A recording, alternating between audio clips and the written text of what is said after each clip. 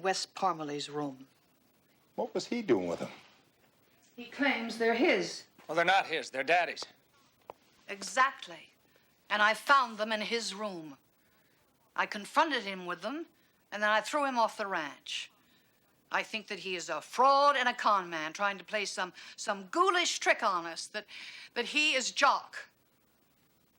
Mama, Daddy is dead. I know. But I think you should know what that man told Punk and me in his motel in Braddock today. One thing I have to say. When your daddy left on that helicopter, I watched him pack all of those things in his duffel. Then that duffel floated away from the wreck, and he found it. Just let me tell you what he told us. He said that it was very early in the morning when the helicopter took off. But the weather was awful bad. Stormy. The pilot was having a lot of problems. Rain, lightning. And then in the distance, I saw this little plane. It almost hit us.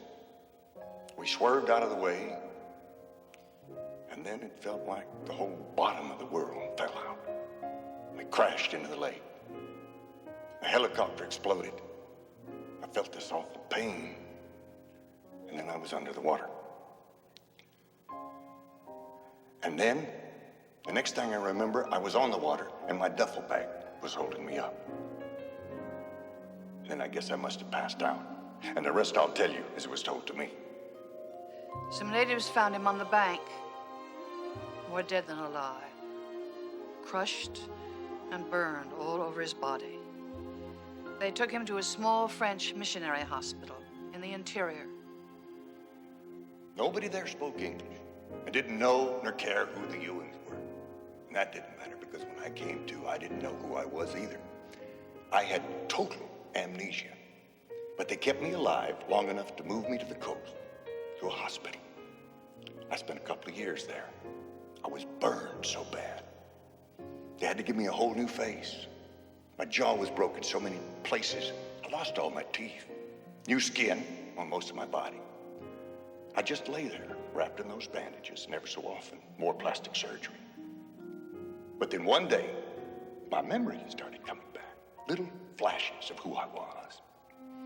And then, the things in that duffel bag, they became my only contact with reality. He had huge gaps in his memory, and still does. But as he healed, more and more of his life came back to him. Eventually, the time came that he could walk again, and then talk. But that was difficult because he had damage to the laryngeal nerve, which is why his voice is different. I began to find out things about the family. That you thought I was dead. That you'd married again, Ellie. I missed you all very much, but I knew what my coming back into your lives would mean after all this time. A couple of years ago, I made my way back to the States.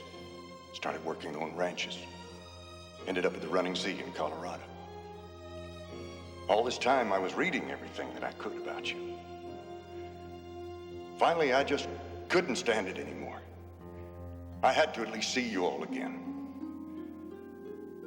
So I came back to Texas. When I heard about that job on South Fork, I went for it. And it worked. I was near you. I could see you. None of you knew who I was.